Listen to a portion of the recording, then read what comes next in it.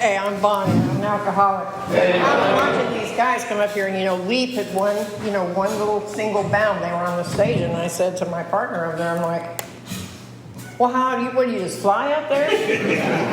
He said, I'll get you up. Don't worry about it. He said, there's stairs. Of course, I didn't notice those.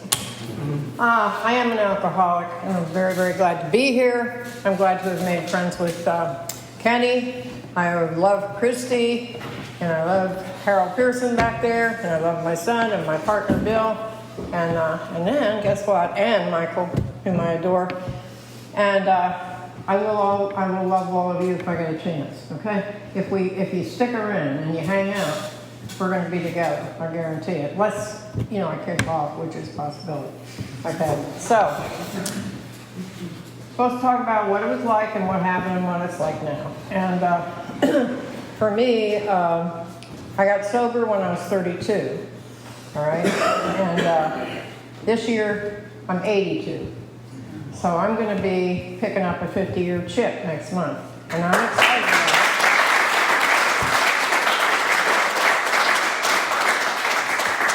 it. And I'm excited about it, and I'm inviting people to come and to Wilder Building on the 24th, so I can just say thank you to all the members of AA. I went one time to a meeting, and there wasn't anybody there. That's because I was a board ship, and they said they had a, what is it called? Friends of Bill W. would be meeting in this room, right? Now, this is 1,800 people. Everybody's drinking, right? I go show up at Friends of Bill W. There's not anybody there. Nobody. And I had wanted to just sort of get away from it all, all the drinking and I don't know. I just was bored. I'm ADHD, so I was bored. And looking forward to going to a meeting. Wasn't anybody.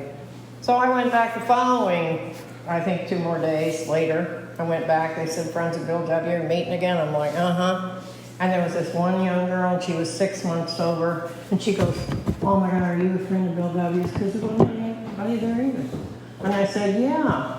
All the rest, all other 1,800 people, 1,798 people are not alcoholics, just us. So we just need to talk about sobriety. Thank God, that we show up for one another. So for 5 decades, people have been showing up for me. Man, and what's that all about? Why do you show up for me? Why do I keep showing up to meetings? And the reason is because my life was absolutely the pits, okay? I came in here, into the AA, looking for a place to fall apart. I was born practically in it. I had a very, very difficult childhood. So when I grew up, I was bitter, I was angry, I was very defensive, offensively defensive, I believe, okay? And just didn't care about anybody or anything. It was like sort of get through get out from under my mother, who was, like dying to go into hell living with her. And then I married a guy, nice Irish guy, another Irish person. Bad idea, okay? He just gave us a drink and we're gone. So anyhow, it turns out, nice, good-looking Irishman, and he's a drunk. And I moved out to California with him. At least I got away from France. And you know what my husband said after he got sober? He said, I knew one thing. She would never go back to her mother. Okay? So what we did was what I did was I watched Dick drink and judged him and yelled at him and, was mad at him for going out, half the night and coming in, in the bag, etc. This is even before we had a kid, and then him saying mean things to me, who had every reason to be yelling at him. He was saying mean things to me. And then he would go pass out. And so by the next morning, this is for all you Al-Anons, I'd be lying there still awake thinking, I'm going to say this to that SOB, right? So as soon as he woke up, I was ready to say something to him. And he just looked at me like, what's your problem?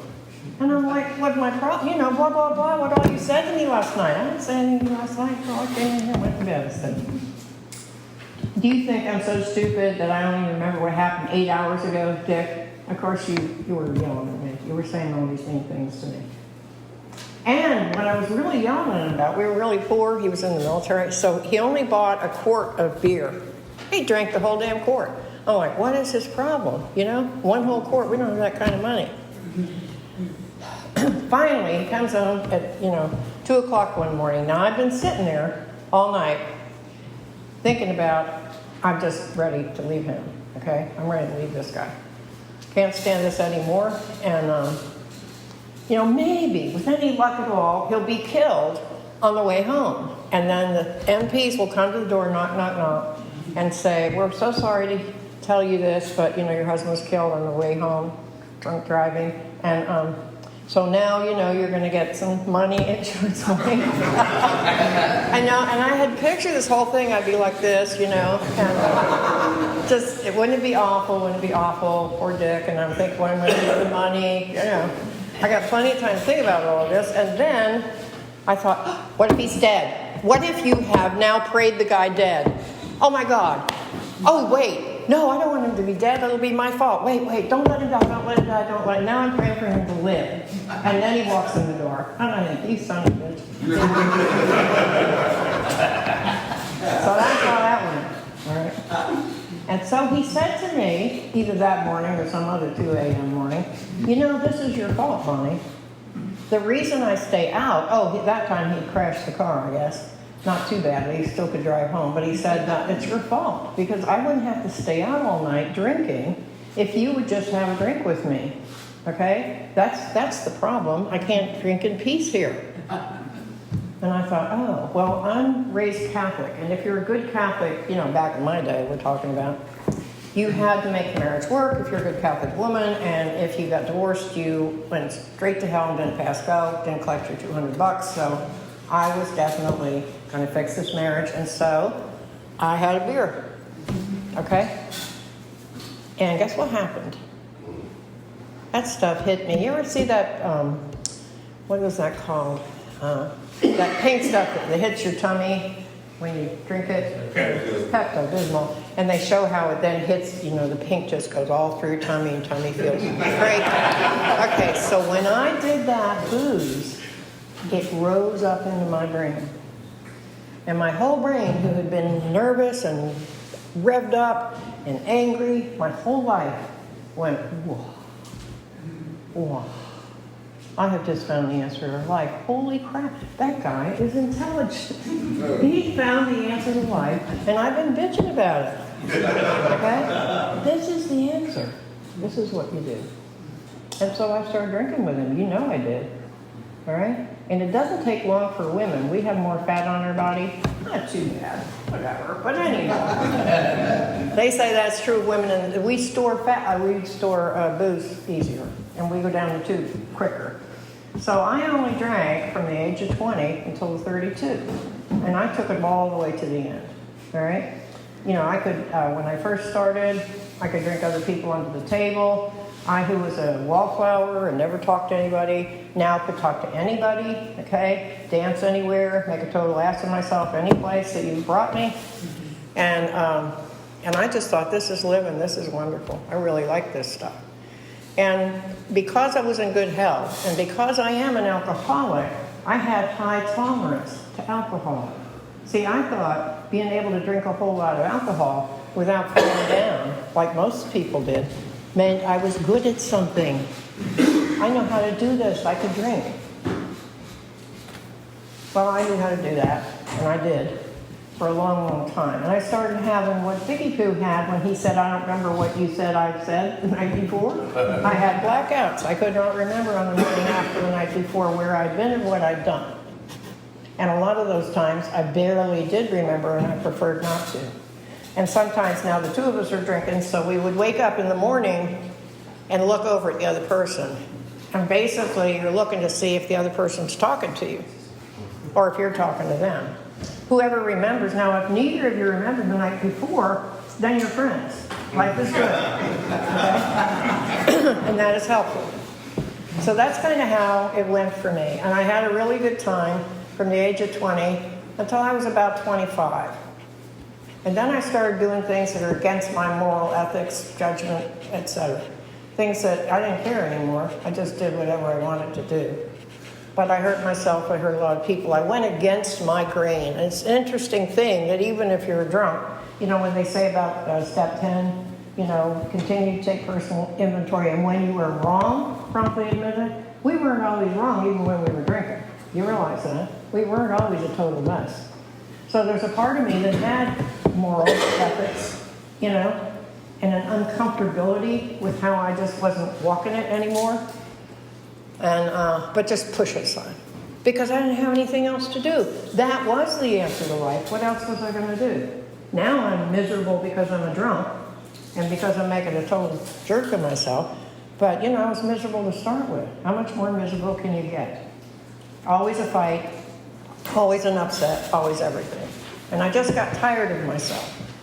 So this one day, I had turned 27, and I went into, I just had kind of come out of some stuff that I got myself into and would prefer not to have done that. And so I thought about this God thing. Now, I was raised Catholic. We didn't really learn anything about God. We were good at bingo, but that was kind of good. And all I knew was God said, you know, when I was a little kid, I remember us hearing the priest say, you know, oh, Lord, I'm not worthy. And I remember at my age, even at 6, thinking, well, then what are we doing here? I'm not kidding. I thought that at the age of 6. Why are you here then? If he doesn't like us, why are we here? All right? And then, of course, the nuns get hold of you and explain how right at, you know, the age of 7, as soon as you get enough sense at the age of 7, you're going to hell. You know, for anything you think, anything you do, anything you don't do, blah, blah, blah. And I thought that I was definitely, you know, by the time I got up to 27, I was on my way. Anyhow, whatever it was, I did. I thought, I have got to do something. And so what I did was I went and found the Bible, because we don't mess with the Bible in the Catholic Church. That's not fair to say, but pretty much we don't. We leave it to the priest or whatever. But you have to keep one in your house in case God showed up and said, do you have a Bible? And you're like, wait here. And then you go find it, you dust it off, and you bring it out. Oh, yeah, we got it. So I had never read it. I'd never read it.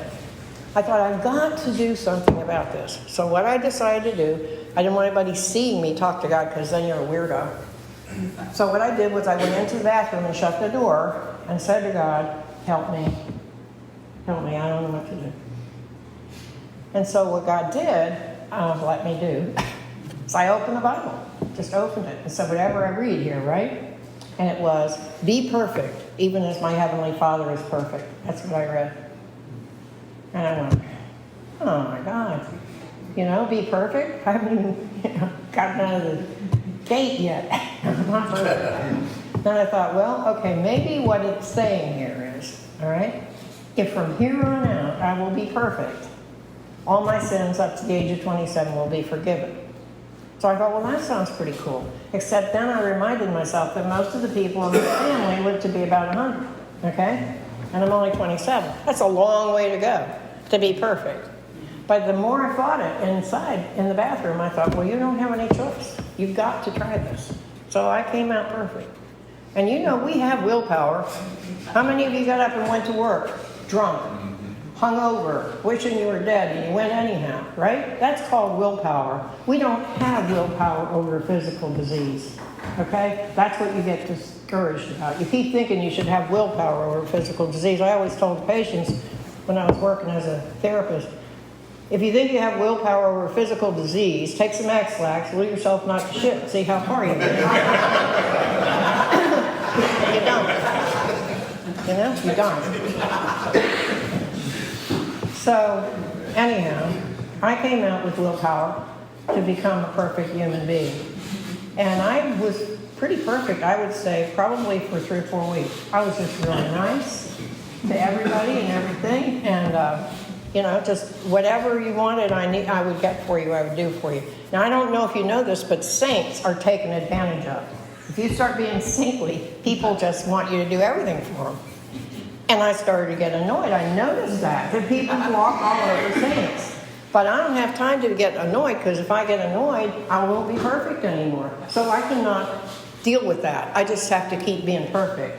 Okay, you know, straight up, maybe God's not listening. I'm mad. All right? I'm getting madder and madder and angrier. And finally, my poor husband came home, and he said to me, we were in the kitchen, I guess I just finished dinner, I came to sit down, and he said to me, listen, while you're up, will you get me a cup of coffee? Now, we have that as a joke in this family, while you're up. We all say while you're up to anybody who gets up, has to wait on, you know? But anyhow, this wasn't a joke, because Dick said, while you're up, and it was one more thing too many of what I was expected to do for everybody. And I went all over that man with oral diarrhea that you wouldn't believe. I mean, called him every name in the book, just blah, blah, blah, blah, blah, blah, blah, blah, blah. About how he took advantage of me and how I was sick of it and blah, blah, blah, I'm not going to take it anymore, blah, blah, blah. And when I finally ran down, Dick looked at me and he said, all I asked you for was a cup of coffee. You could have said no. What, are you crazy? And you know what? I thought, yeah, you're crazy. You are crazy. And I went back into the bathroom as soon as I could excuse myself and got that Bible out and I said, let me tell you something, buddy. I'm on my own, you're on your own. I don't want to talk to you anymore, God. You go your way, I'll go my way. I bet you live all alone up there, it's what you get.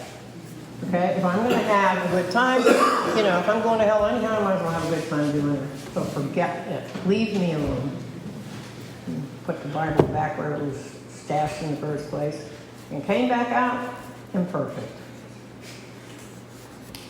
And a year later, I was tied down in a bed at the age of 28 from a suicide attempt, and I couldn't figure out why I couldn't even kill myself. I was furious when I woke up. I said, you can't even do that right. What's the matter with you? And I drank for 4 more years. That didn't stop me, It just made me aware that you're a loser in addition to everything else. The one thing that did stop me was from attempting it anymore because my poor little kid was about 6 at that time. And, when you're drunk and you have kids, you don't pay attention to what's going on as a child. You don't listen. You don't know that when the two of you were fighting, the kid's lying awake in bed, frightened. It doesn't occur to you. How stupid can you be? So the other thing is, the little kid hears that I'm now in the hospital from all the neighbors talking, from suicide, and he, when I come home, is in his bed crying when I get home a few days later. I was, in a coma for 3 days, so it was a few days later. And what I said to him is, what's going on? And he said, they told me you tried to kill yourself. 3-year-old kid. 6-year-old kid. And I'm like, yeah, that's true, I did. I said it was a really stupid thing. Adults do stupid things, and I did a really stupid thing. But I'll make you a deal. I will never, ever do that again. It was just a dumb thing for me to do. And so when I would get really drunk and want to die, I would prevent myself, from that suicide attempt. Because this is how I figured it. I would raise the kid until he was 18. Nobody liked me anyhow. But he needed me because I was the mother. So when I got him up to 18, he wouldn't like me either, and I could go my own way and kill myself. That's kind of really what I thought. That was always in the back of my mind. And when that got taken from me? I had a patient one time whose husband walked out on her. She had 5 kids. She was a Mexican lady. And she said, listen, you're not going to leave me here with all these kids, you son of a bitch, and put the gun to her head and blew her eyes out. She didn't blow her brains out. Bullet went in here, out that way, detached the retina of both her eyes. And she still had 5 kids, and he had still walked. He came back long enough, called the ambulance, and then he walked. And so here's this girl, Irma, who has to get sober, and now is blind, in addition to everything else. And we ended up being good friends, her and I. Was her therapist, but we also ended up being good friends, and we had a lot of fun together. She would come to meetings and talk about blindness, and so nobody ever talked to her. And she was bitching at me about it. And I said, because you're talking about blindness, nobody else is blind. You got to talk about alcoholism. Everybody in this room has alcoholism. Then they'll talk to you. So she got it. And she joined a group of people who were blind, support group, and also a support group of people who were in getting AA, sober. And she won Raleigh Handicap Woman of the Year award 1 year. Now, I don't want to do that. I don't want to win Handicap Woman of the Year award, and I don't want to, like when she was, she had to get, false eyes. And so she goes, do I really look awful? And I said, no, you actually don't look. She doesn't look awful. She's a very cute lady. And she goes, oh, you would just say that. And I said, no, actually, I wouldn't just say that. If you knew me well. I said, but I'll tell you what, if I were in your shoes, girl, I wouldn't try it again, because with your luck, you'll end up blowing your nose off. You're going to look like shit. But you know what? It really made me think. I said, Corcoran, That's not a way out. Because you don't know that if you're not meant to go, that's not your way. You're not going to get out of there. Just more work. And I'm lazy and I don't like to do work. You know, they talk about the easier, softer way. That's what I want. And that's what I have lived in the last many years. So anyhow, finally, I do get into AA. I went to Al-Anon first. I liked Al-Anon because you could drink in Al-Anon. And I point fingers at other people. So that worked for me. Take other people's inventory. But eventually, after a couple of years, my husband, as I indicated anyhow through that, he got sober 2 years ahead of me. And you know, you don't realize how many people you affect. You really don't. Okay? All the times that you've walked your walk. All the times that you've been kind. And I'm talking about just at Walmart and saying, hey, how you doing to somebody. You don't realize how much you affect people, both in a good way and in a negative way. You really don't. You have a ton of power. No idea. It's kind of scary. But it's not as scary if you're walking with God. You know, she said either God is everything or it's nothing. So I was not into the God thing, but this girl came back from a retreat. Finally, I had gotten into AA. A month later, I ended up at this retreat for women alcoholics. 150 women. Okay. Now, I was a bar drinker, going out to the clubs, blah, blah, blah. So I wasn't one that sat home, okay, and washed dishes and talked about babies and diapers. I was out with the guys, okay? Can you tell? So, yeah. And so I didn't connect to women. That's sad, because I are one. And we just consider ourselves the lesser of the race, and we're embarrassed if we were drunks, okay? You know, so many. When I came into AA, there were 2 other women in AA. In my area, 2 other women. To get a sponsor, I traveled 50 miles, 45 miles. I'm exaggerating my Irish. 50, I said, no, only 45 miles. Marge, to get a sponsor. But it was worth it, okay? It was worth it. But my point being that when I went to this retreat, this girl had come back from the retreat, and she said, and her eyes were all lit up. She wasn't that kind of person that had lit up eyes, trust me. So she comes back from this retreat, her eyes are lit up, and she said, I had the most beautiful experience. And you know what? I wanted that. I wanted what she had, you know? So I went up to her and said, with my usual sweet nature, so where'd you go? And, how do I sign up for this? I never signed up for anything, but I went to that retreat. And I asked 3 other women to go with me as hench people to protect me from those other 150 women, right? Yeah. So anyhow, they went. All 3 of them went. And myself. And we went up to this retreat. And I was looking for the person that was going to have the answer for me. I wanted the answer about everything, right? I was a month sober. I needed the answer, right?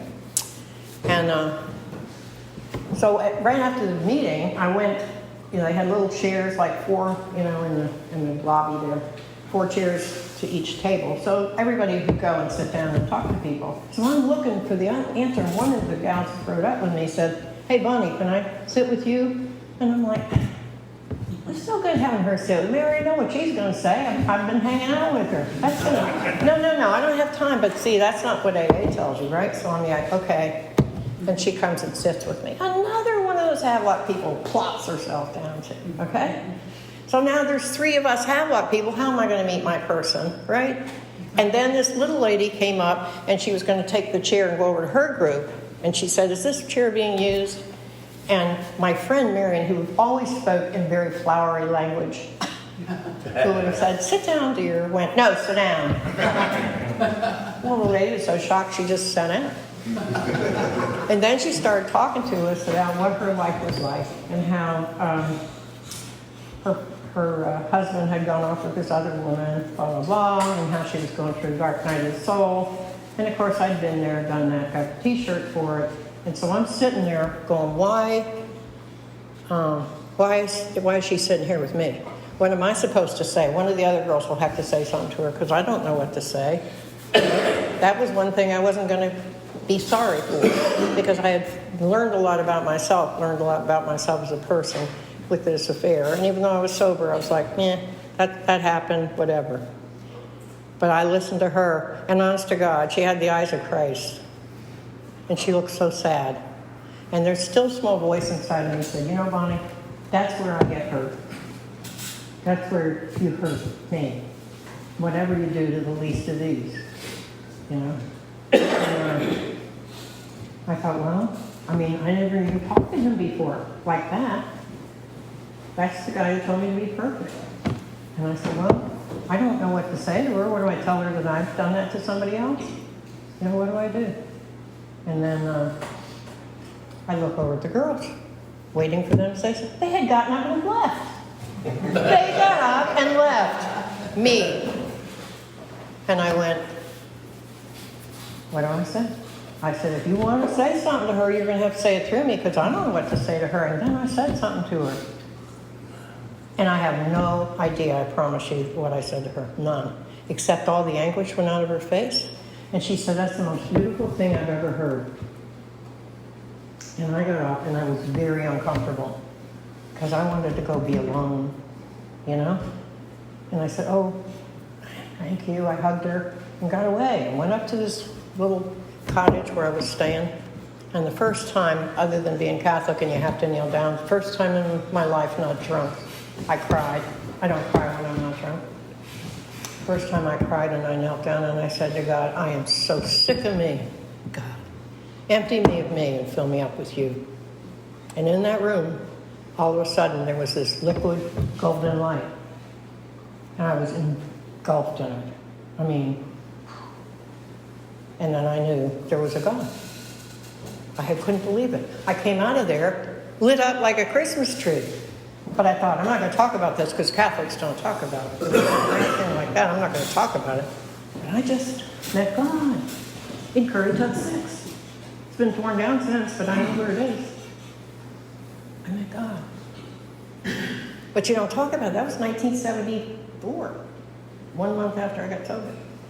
You know, my theory about that is that God said, this one, I'll never get this one off the street if she doesn't, you know, have a personal experience, you know? That's what did it for me. And that changed my entire life. I've never been the same in 50 years. Changed me totally. That I was then in love with God and my understanding, and I became in love with all of you. I mean, true love. It wasn't all about money anymore. Everything was beautiful. So I go home, but I'm not going to say anything. And Dick says to me, Bonnie, what happened to you? The shadows are gone from your eyes.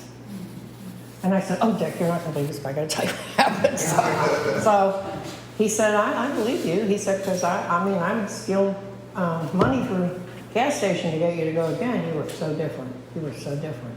And I was, okay, of course, because I had been infilled.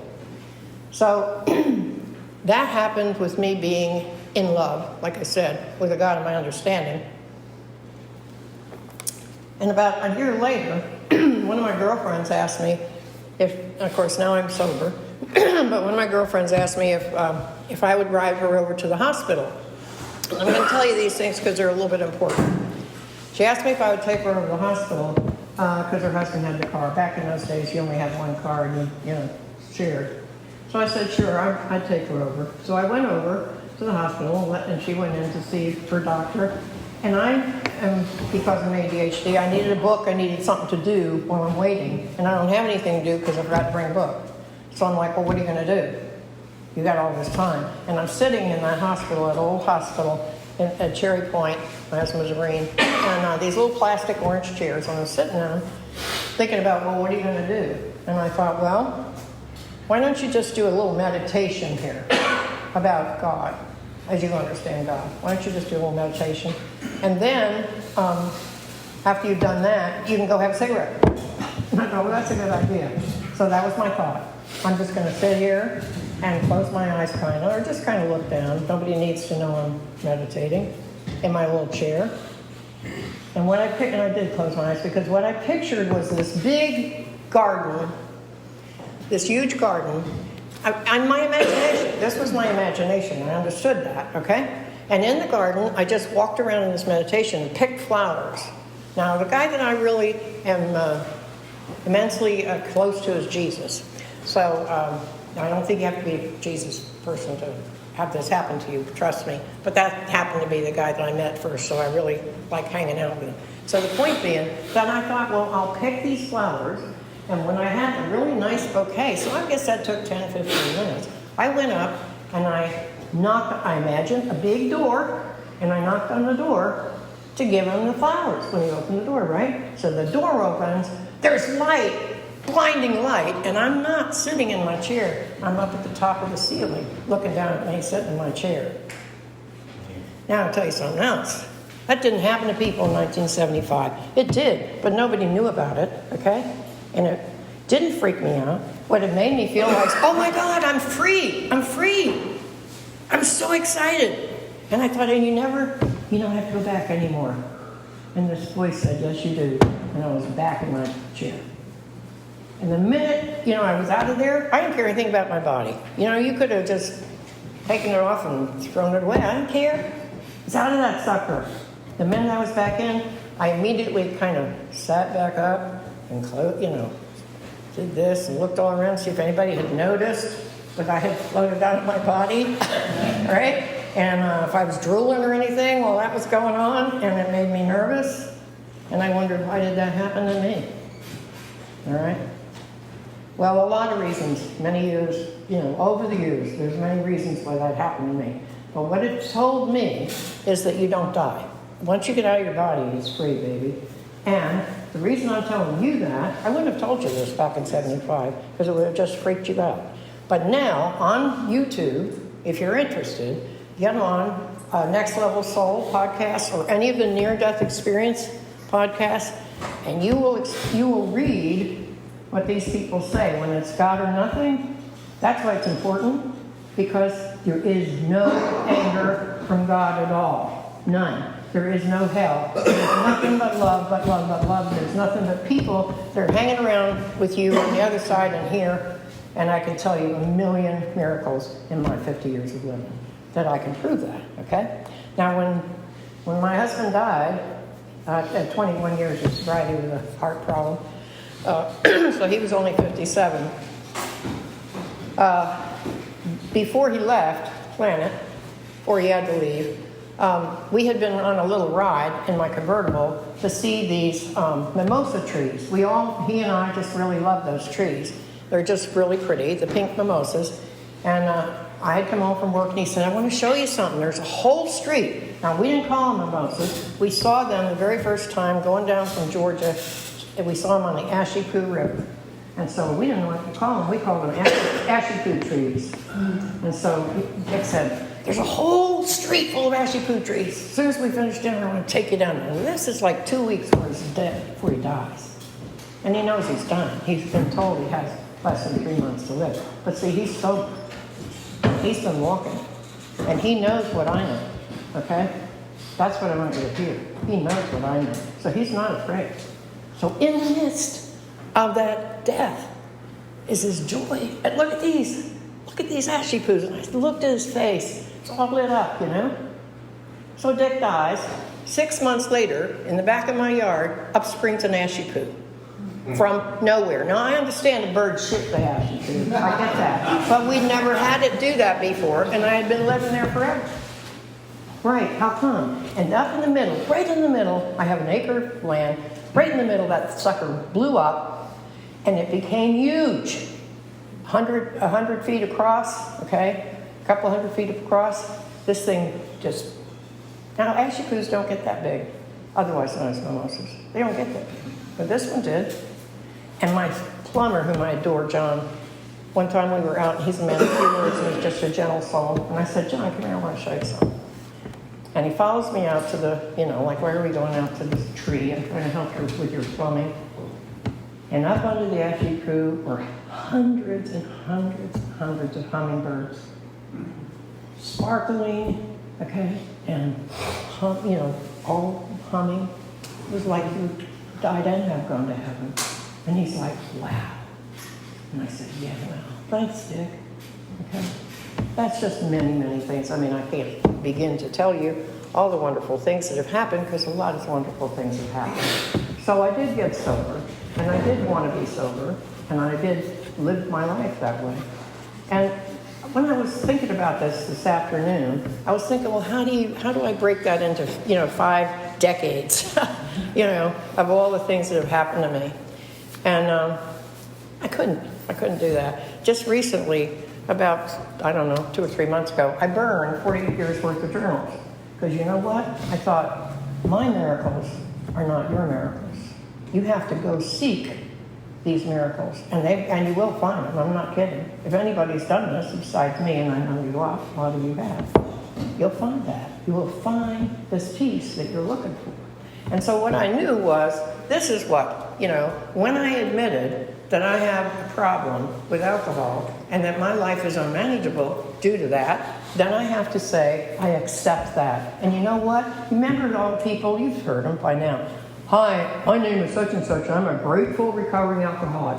Man, the time I heard that so many times initially when I came in, I'm like, that is so stupid. This is some kind of a cult. Why are they grateful? Why would you be grateful that you can't drink? But I'm grateful.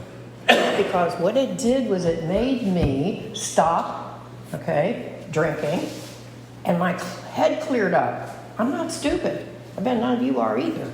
That was the interesting thing. This is the ship, the engine that runs the whole ship. I didn't get to run it. When I was drinking, I didn't get to run it. The booze ran it. The booze said how much I was going to spend, where I was going, whether or not I'd come back that night, or what the hell was going to happen to me. That's what the booze told me. And if you're drugged, the same damn thing. It's the same thing. Whatever it is that you're using takes over. And it runs your life. And don't you remember when you were a kid and you couldn't wait to get out on your own? And finally you get out on your own, but before you've been out there very long, you're using drugs and alcohol? And suddenly you're not in charge of it anymore? So what I finally understood, loss of control for somebody who's been abused and mistreated, I don't want to lose control. That was one of the biggest things to me. Don't lose control. And I didn't understand I had already lost it. I didn't understand. Okay? And now when I'm sober, I got it. I get to live a considered joyful life. And I like my alcoholic. I like Bonnie's alcoholic. I hated myself, obviously. I didn't try to kill myself because I was fond of her. I came to be my best friend. Okay? And my alcoholic is a good friend too. Whenever I would feel good about anything, I go, well, how can I make this better? And she would always go, I know, okay? Whenever I was sad or frightened, I'd be like, what can I do to fix this? I know, right? Right, Michael? Yes, ma'am. I know how to fix this. Yeah, I know what to do. And I'd have to say to her, not push her down and try to bury her, because she's never going to go away. I didn't do that. I gave her respect. I think it's pretty nice of her to just want me to feel good. All right? I'm with her. What I have to have is the intelligence to say to her, honey, we already tried that. And that didn't work. We're intelligent enough to find something else to make us feel good. And so what she does is whines. She's whined for 50 damn years about, well, I don't like this. Well, you're working too many hours, or you're doing this, or eat this up. I would have to drink. I'm like, what do you want to do? And all the things that I've done to not do that.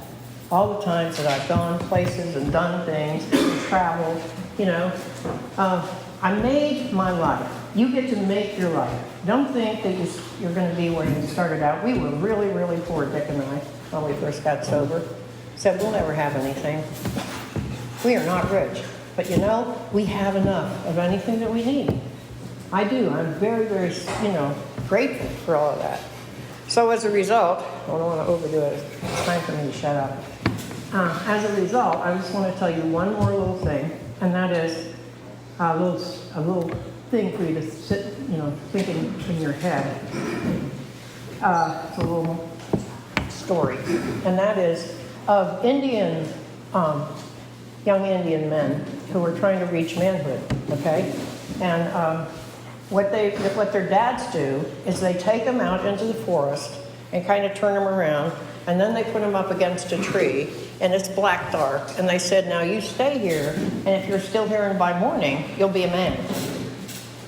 And so they go off and leave the kids standing there all night long. And that kid's not going to go to sleep because there's creepy crawlies and there's things probably coming down out of the tree and going through the grass, and everything going on in the grass. And they can't see anything, and they're told to stay by the tree.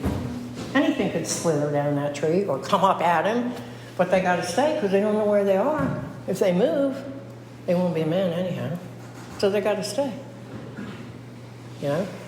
And finally, they're exhausted. Morning comes, just kind of gray, dark gray, and they're looking all around, getting eye strain, and finally enough light so they don't see anything, and they look kind of over here, and there's their dad. And he was standing there the whole night with a bow and arrow, making sure nothing happened to him. And you know, the kid said, "Oh my God, Mom, Dad, no, my father was here. I wouldn't be so afraid." So don't be afraid. Thank you.